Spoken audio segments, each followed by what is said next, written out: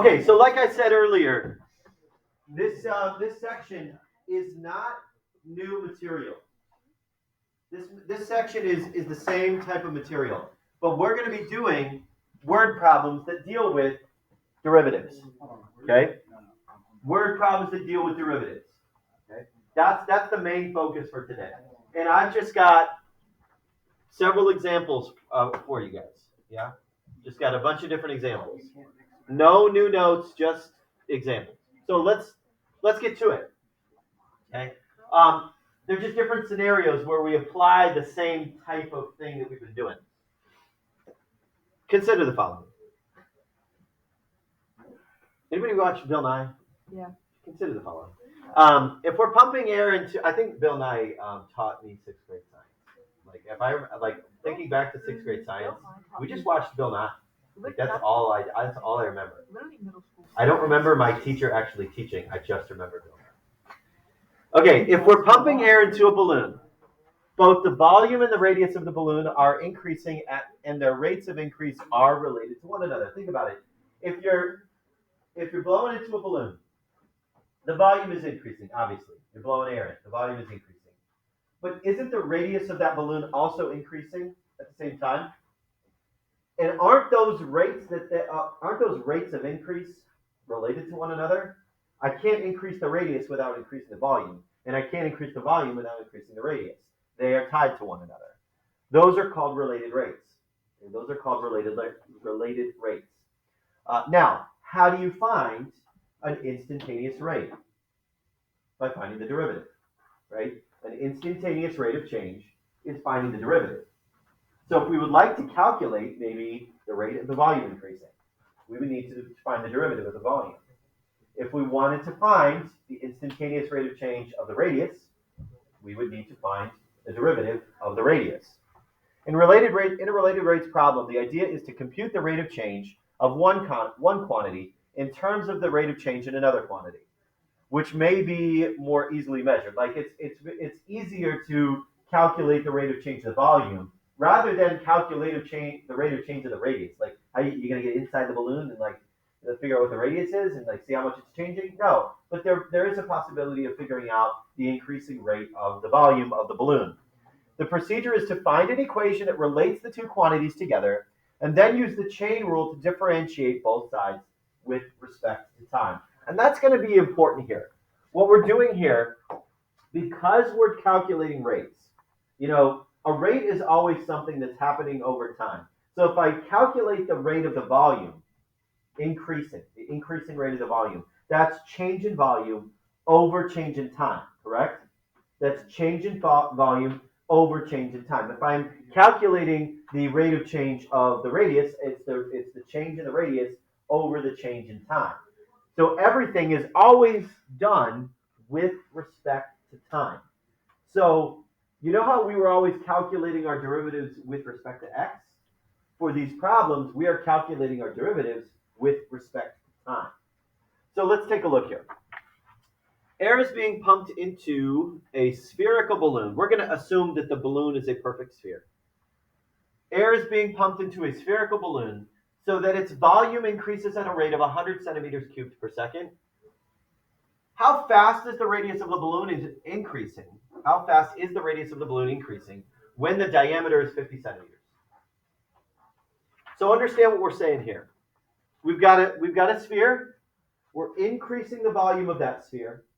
And I want to, at 25 centimeters for my radius, or 50 centimeters for my diameter, when my radius hits 25 centimeters, I want to know how fast is the radius of the balloon increasing.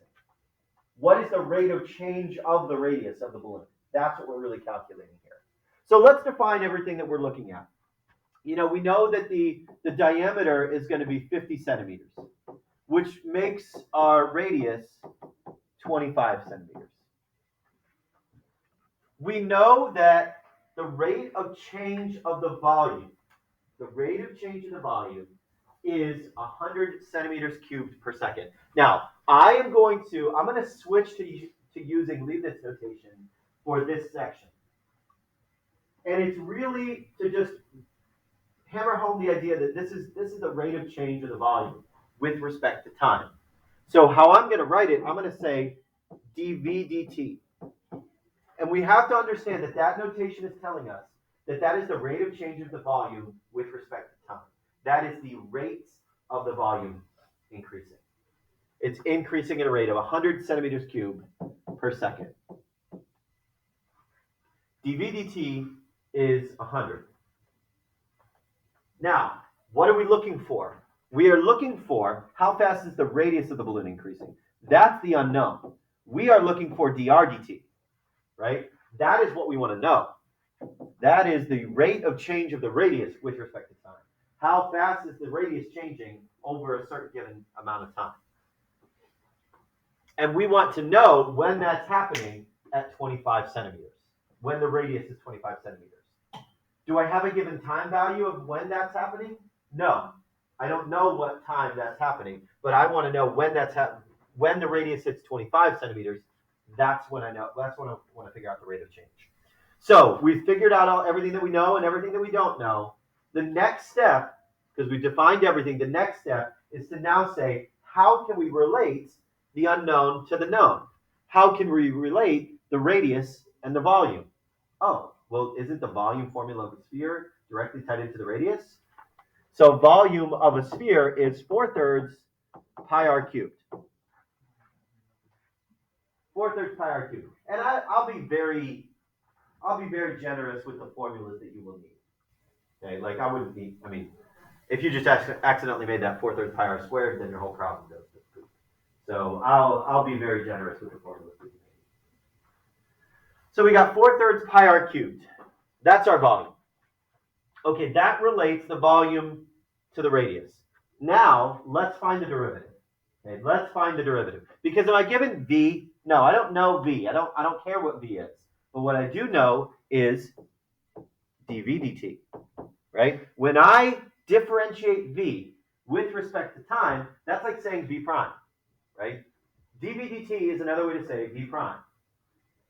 But again, why am I using this Leibniz notation? To really remind you that this is with respect to time. This is a rate over time. So now we say, okay, we got 4/3. That's my constant. Leave it out front. 4/3 times pi times. Now, we are differentiating with respect to time. Are we differentiating with respect to radius? No, we are differentiating with respect to time. So this is actually kind of like implicit differentiation, right? When we go to differentiate with respect to y, we had to do the chain rule and then apply y prime. This is the same type of thing.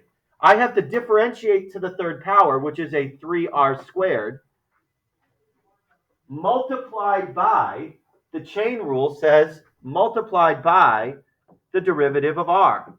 We could write r prime, but let's write dr dt, the change in radius over time. See, this is the piece that required us to do the chain rule, the r to the third power. We take the third power, we peel back the layer, 3r squared, then we differentiate the r, which is dr dt. And look what we have. We know dv dt. We know what r should be. And we're looking for dr dt. We only have one unknown now in that equation. dv dt is 100. And then we've got 4/3. And you know what? I'm gonna reduce this down a little bit. 4/3 times 3 is 4. So that's a 4 pi r squared. Okay, r squared, 25. Why am I saying 25? Because I want to know when this is instantaneously happening at 25 centimeters. 25 squared times dr dt.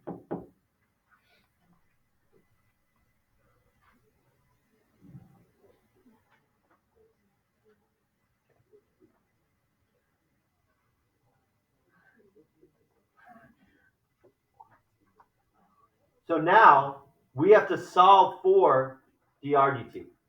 We have to solve for that dr dt. So let's divide over. Let's say 100 divided by 4 pi times 25 squared.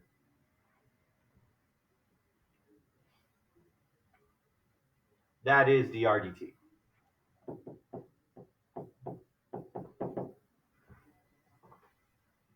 Which is, let's plug it in. Well, now, honestly, though, 100 divided by 4, isn't that 25? And if I have a 25 over pi times 25 squared, doesn't that just leave us with 1 over 25 pi? So that's going to be 1 over 25 pi is going to be 0.013. Yeah, 0.0127 I put in here. 0.0127. And that is, what's my rate? My rate is change in centimeters over time. Centimeters per second.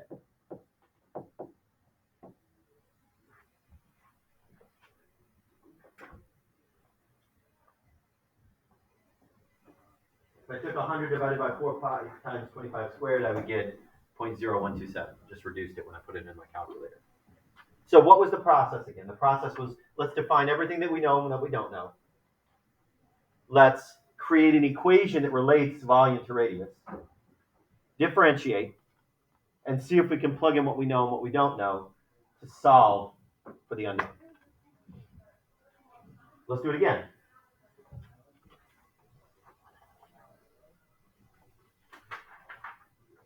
Okay, we got a ladder, 10 feet long. It's resting against the vertical wall. If the bottom of the ladder slides away from the wall at a rate of 1 foot per second, how fast is the top of the ladder sliding down the wall when the bottom of the ladder is 6 feet from the wall? So what's happening here? So we got a ladder diagonally against the wall, right? The ladder starts to slip away. As soon as the ladder starts to slip away, what's going to happen to the top of the ladder? It's going to start to decrease, right? Aren't those rates of increase in my x, like increase in my horizontal, related to the decrease in my vertical? So as soon as it starts to go down, as soon as it starts to scoot out, it's going to start going down. Let's kind of draw this out, okay?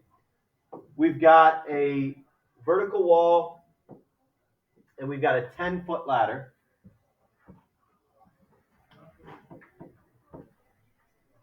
I'm going to call, for our purposes here, I'm going to call this x and y. I know that the rate at which I'm scooting out is 1 foot per second. This is what I don't know, right? This is what I don't know. How fast is the top of the ladder sliding down the wall? That's what I don't know. Let's define that. Okay, how do we define the rate of change for my x? That's dx dt. That's 1. Dx dt is 1. 1 foot per second. It's sliding out at 1 foot per second. Now, what we don't know is dy dt. That's our unknown. That's what we're looking for. But when do I want to calculate dy dt? When the bottom of the ladder is 6 feet from the wall. Okay, when x is 6. Okay. When x is 6, that's when we want to calculate the speed of decrease in my vertical distance.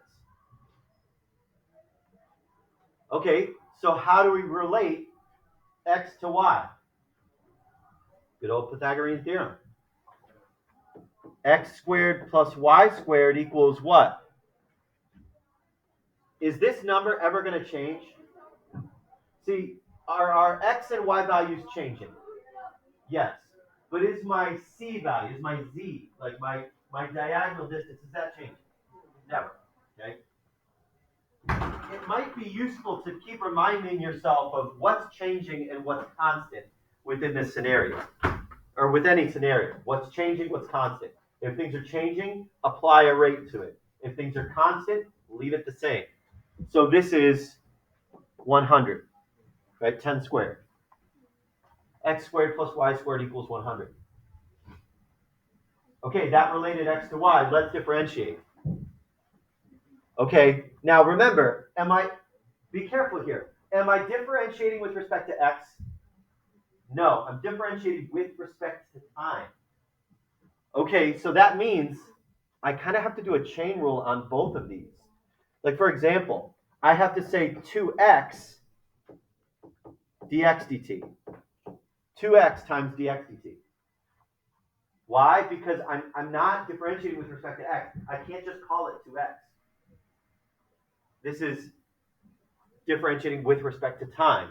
So I apply the chain rule, peel back a layer of the squared, make it 2x to the first power, and then multiply by the derivative of x, which is dx dt. Same thing for my y value. This is going to be 2y dy dt. What is the derivative of 100? 0.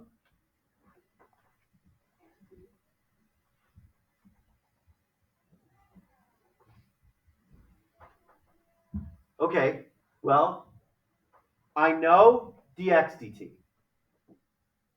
and I know x. I know dy dt is our unknown. But what is y? It might seem like we have another unknown. However, when the x value is 6, can we calculate what the y value would be when the x value is 6? Yes. Because we can use the Pythagorean Theorem again. 6 squared plus y squared is equal to 10 squared. So y squared, so that's 36, plus y squared is equal to 100. Apparently I drew this very wrong because y is 8. Y is a lot bigger than x here. Not drawn to scale. So when x is 6, y is also 8. So we can say times 8 inside there. And now we have an equation where all of my unknowns, or all of my knowns are now plugged in. I only have one unknown. Let's solve.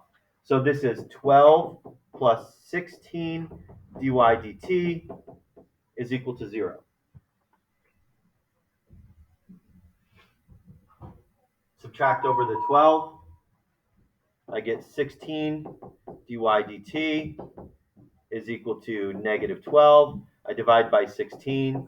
So dy dt, geez, come on. Dy dt is equal to negative 12 over 16, which is negative 3/4, I believe. Yep, negative 0.75. Negative 0.75. And now that is dy dt. That is the rate of change, the decreasing rate of change, which makes sense because it's a negative, right? It's going down. Negative 0.75 feet per second.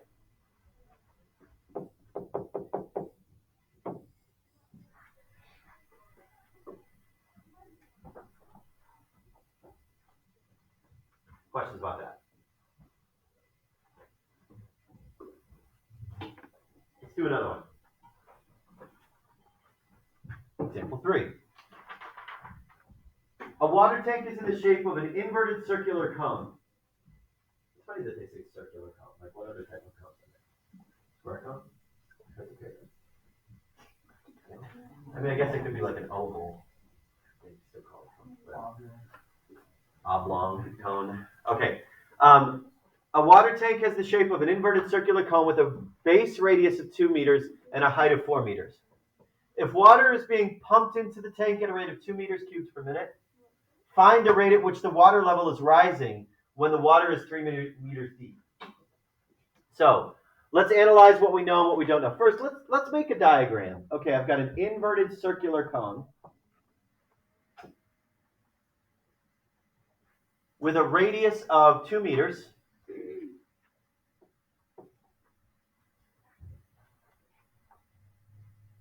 And a height of 4 meters.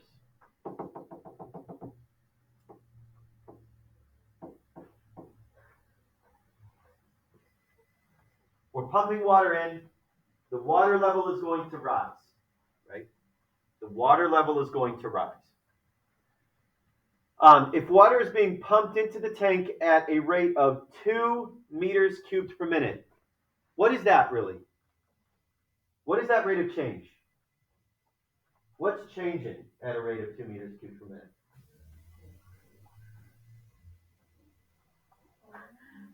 What did you say? Volume. Yeah. That is dV dt. That's the rate of change of the volume. So the rate of change of the volume is 2. Find the rate at which the water level is rising. Okay. So what am I truly trying to find the rate of change of? If the water level starts to go up, what am I really trying to find the rate of change of? The height. I'm trying to find dH dt. That's our unknown. When h is what? 3 meters. Find the rate at which the water level is rising when the water hits 3 meters deep. So is the water tank going to be full at that point? No. It's going to be like my top line there, right? I want to know how fast the water's rising, not how fast the water's going in. How fast the water's rising at that moment when h hits 3. What is the rate of change of the height of how much it's rising? Okay, now how are we going to relate volume to height? Well, the volume formula. Volume formula of a cone is 1/3 pi r squared h. 1/3 pi r squared h. A third of the cylinder formula.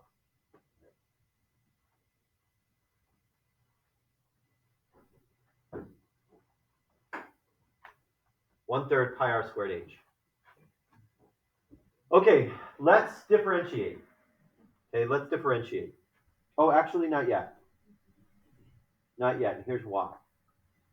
I want to find, okay, when this water hits 3 meters deep, I want to know what the radius is actually going to be, because is the radius the same throughout the cylinder, throughout the cone tank? No. As the height goes up, the radius is growing, right? As the height goes up, the radius is growing. So when the height is 3, what is my radius? Well, in this cone-shaped tank, I've got this triangle. And within that triangle, I want to know, okay, what is my radius when my height is 3? Well, what's my full height? 4. What's my full radius? 2. What do you think I could do? What do you think we could do? Let's create a proportion. Let's create a proportion. Aren't these similar triangles? Aren't these similar triangles? Okay, so 2 over 4 is equal to r over 3.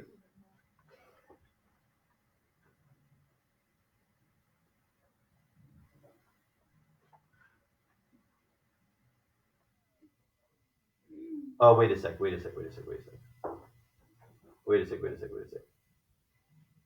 I don't want to use 3 just quite yet. I'm so sorry. I jumped the gun on that. Let's keep calling that h for right now. Let's keep calling that h. 2 over 4 is equal to r over h. So 2 over 4 is 1/2. So h over 2, yeah, h over 2 is my radius.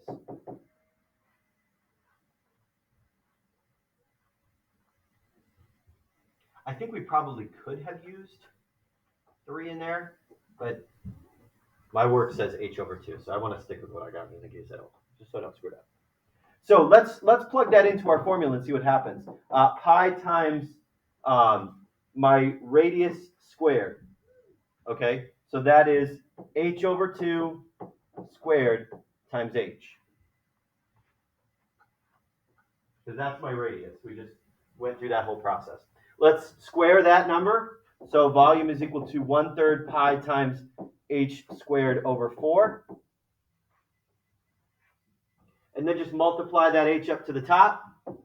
Volume is equal to 1/3 pi times h to the 3rd over 4.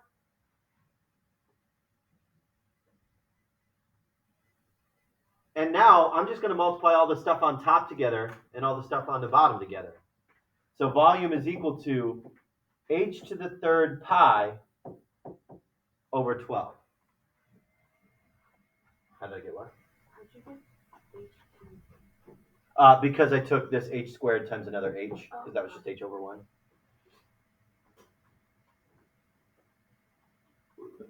So what I did there is I simplified my volume formula to pi times h cubed, or h cubed times pi over 12.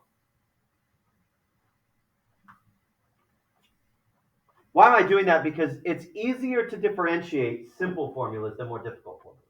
So if you could do anything you possibly can to simplify the formula that you were given, do so before you differentiate. Like for example, like could I do anything to simplify my x squared plus y squared equals 100 on the last problem? No, was what it was. But this one I could simplify it a little bit more. So now we differentiate. It's dv dt is equal to, now, again, I am still not differentiating with respect to h. I'm differentiating with respect to t. So this is 3h squared times dh dt pi all over 12. Why am I not doing a quotient rule? Why am I not doing a quotient rule? Because it's just a number on the bottom. It's not a function on the bottom. It's just a number on the bottom. Like I could have said, like 1/12 h cubed pi, if I really wanted to. But it's just a constant on the bottom, so I'm not worried about any sort of quotient rule. Okay, let's simplify this.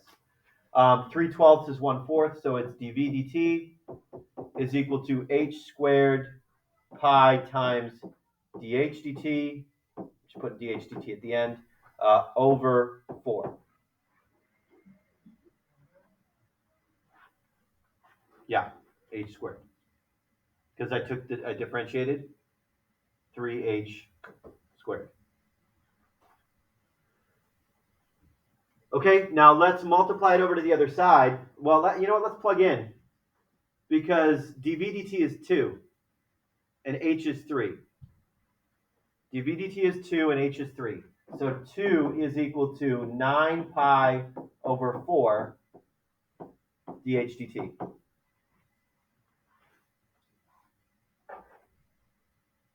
Okay, I'm like dividing by 9 pi over 4 on the other side, so multiply 4 over 9 pi. Oops, that's a D.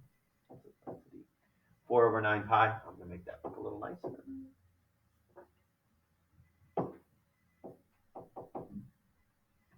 And that's dh dt. So that is dh dt 2, so 8 over 9 pi.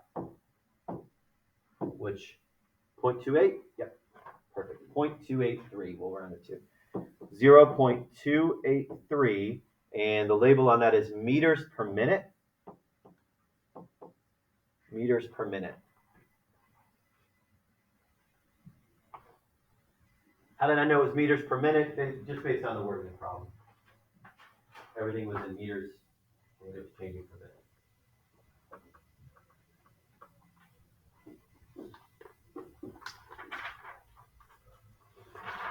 Let's do one more. Do we have time for one more? Is that okay? Let's do it.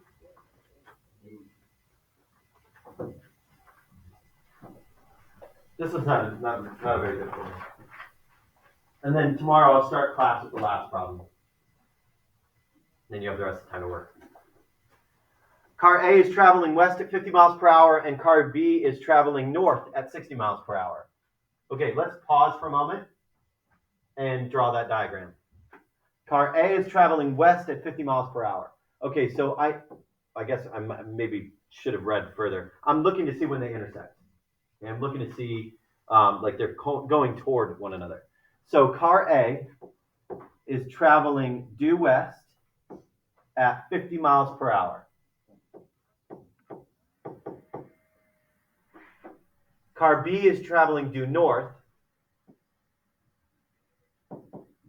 at 60 miles per hour.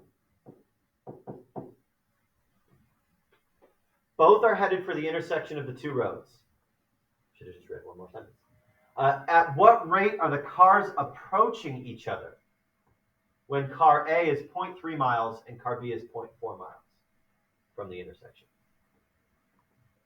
Okay. So what I'm really looking for here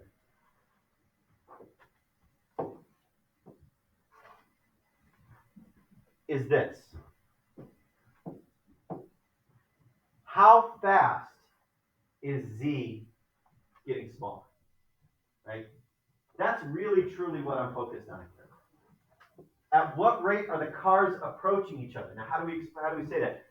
The distance between the cars is going to get smaller and smaller and smaller, and I want to know the rate of change of that. So what am I really looking for? I'm really looking for, if I call that Z, I just made that letter up. If I called that Z, I mean, I didn't make up the letter, but you know. If I want to know, if I call that Z, just make it up letter. That's what I want to know. That's the unknown. I want to know dz dt. I want to know how fast are these cars getting closer to one another. I want to know dz dt. I know let's call this x and y. I know dx dt is 50, and I know dy dt is 60.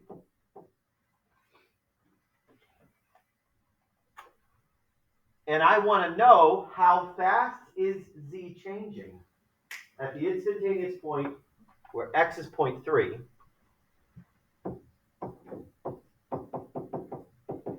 and y is 0.4.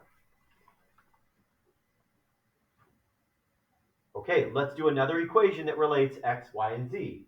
Oh, Pythagorean. X squared plus y squared equals z squared. Okay, nothing to simplify again, right? Nothing to simplify. Differentiate. 2x dx dt. 2y dy dt.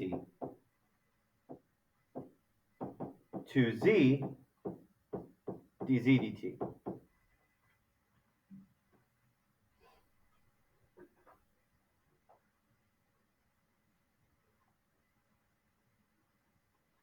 Okay, the nice thing is, you notice how everything has a 2? Let's just divide the entire equation by 2 to get this out of the way. So this is x dx dt, y dy dt, z dz dt. Okay, now I know dx dt, I know x, I know y, I know dy dt. Do I know z? Not yet. However, if at this snapshot in time where x is 0.3 and y is 0.4, can I calculate z? Yes. 0.3 squared plus 0.4 squared is equal to z squared. Okay, so 0.3 squared plus 0.4 squared gets me 0.25, which is 0.5 squared. Z is equal to 0.5, or just 0.5, excuse me. So x is 0.3,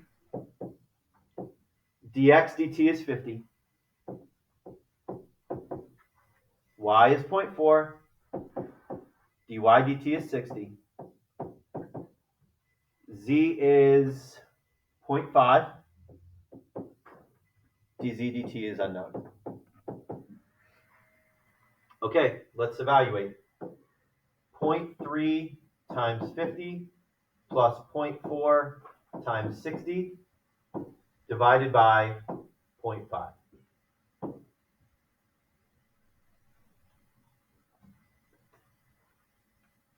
Now, why is that not going up? 3.4 multiplied by 6 instead of 60. I was going to say, I was like, what the what? That's not matching. 6, 0, bingo, divided by 0.5. I was going to say, this should be 78 miles per hour. 78 miles per hour. 78 is dz dt.